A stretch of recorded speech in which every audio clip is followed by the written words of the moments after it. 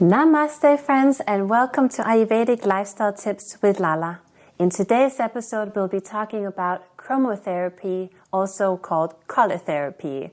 It's so exciting. Colors are just absolutely amazing and can have an incredible impact on our well-being. Chromotherapy is a method of treatment that uses the visible spectrum of electromagnetic radiation or colors for healing. Light is energy, and the phenomena of color is a product of the interaction of energy and matter. The 7 basic colors which are present in the rainbow are related to the bodily tissues and the 3 doshas. All organ cells and atoms exist as energy, and each form has its own frequency and vibrational energy. The right use of color has a harmonizing effect on the mind and the emotions and affect the doshas and can help restore balance to bodily functions. According to Dr. Marc Halpern, Ayurvedic color therapy is an attempt to create an optimal environment for thriving by surrounding a person with colors that are complementary to their prakruti, their original constitution, or pacifying to their vikruti or current state of imbalance. There are many ways to use color therapy, and all are effective. We can redecorate our homes. We can bring in different kinds of furniture, new throws, pillows, wall paint. We can wear different colored clothing, get exposed to different colored lights. We can do color gazing as a meditative practice, or we can drink water that have been exposed to colored light. Ayurvedic color therapy is based in the understanding of the color's inherent elemental makeup, so the elements of earth, water, fire, air, and ether, and then the qualities of those elements, as we have gone over before, the gunas, right? Those 10 pairs of opposites, whether that color is heating, is it cooling, is it stable, is it mobile? And that will have an influence on this body-mind organism. And then, of course, the sort of characteristics that those qualities come with. So let's go over 7 different colors. And I have included gold also because it is such a special color in Ayurveda with very nourishing qualities. So red, as you can see here, as I'm wearing, is a very warm and stimulating to the senses color. It's made up of the elements of fire and air. It gives energy. It's related to the blood and increases blood formation. It is heating, which means that it pacifies vata and kapha, and in excess will increase and aggravate pitta, which can increase judgment, anger, those qualities of pitta, right? Those fiery emotions, and also inflammation. The orange color is similar to red but has more yellow in it. It is also made up of the fire and air element but has water. So it is not as stimulating as red, but still it has stimulating qualities and is quite uplifting, in particular to the mood. It gives strength and energy to the sexual organs, the Svadhisthana chakra, the reproductive organs. It relieves congestion and maintains the lust to the skin.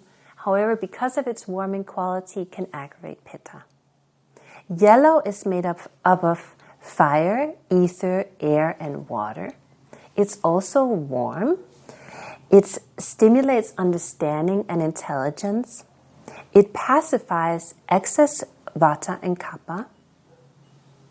Overuse may again aggravate pitta because of the warming qualities, and too much of it can increase the accumulation of bile in the small intestines.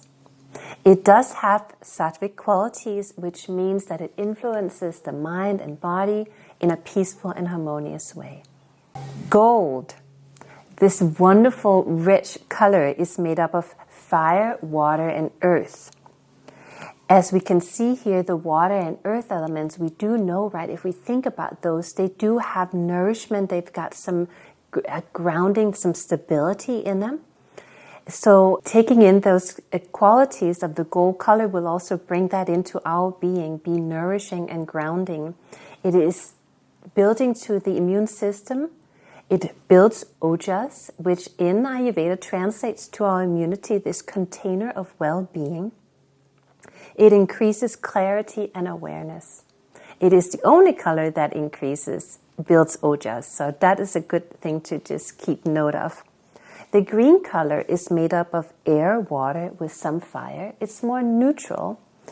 It's calming and refreshing. It has a calming, refreshing effect on the mind. It brings lightness and happiness to the heart. It's related to the heart chakra.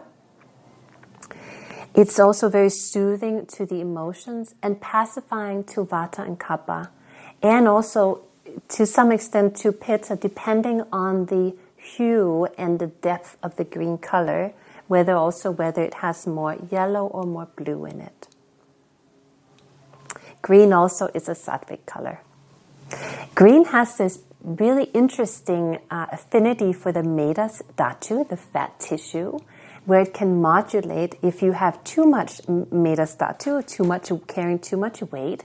It can help decrease that. And if you're underweight, it can help tonify and increase a healthy weight. Blue is the most purifying of the colors. It is made up of the air and ether element. And if we think about that as far as taste, it is the bitter flavor, so very purifying. It is very cooling and calming to the body-mind. So therefore, it can also support a meditative practice, and in more spiritual terms, can help us with detachment. It is pacifying to, this time, kapha and pitta because of the purifying nature, and can therefore increase vata. It reduces phlegm and also cools the blood and corrects any liver disorders. Purple is warm and brings an awakening of awareness. It creates lightness in the body and opens the doors of perception. Purple relieves aggravated pitta and kapha, but can, if overused, be aggravating to vata. So I hope that this gave you a little bit of insight into the different color spectrums and how you can use color to help shift any imbalances that you may have going on currently. You know, by wearing certain colors, it could be in the form of jewelry, by drinking from colored glass, from doing this simple meditative practice of gazing at a color. It could just be a color block or a throw that you gaze at. Close your eyes and sort of drink in that color. I know that when we go on hikes, we really intentionally drink in the surrounding colors. Often that's green right here in Maui, where nature is so lush. So I hope that this was inspiring to you, and I'll see you next time.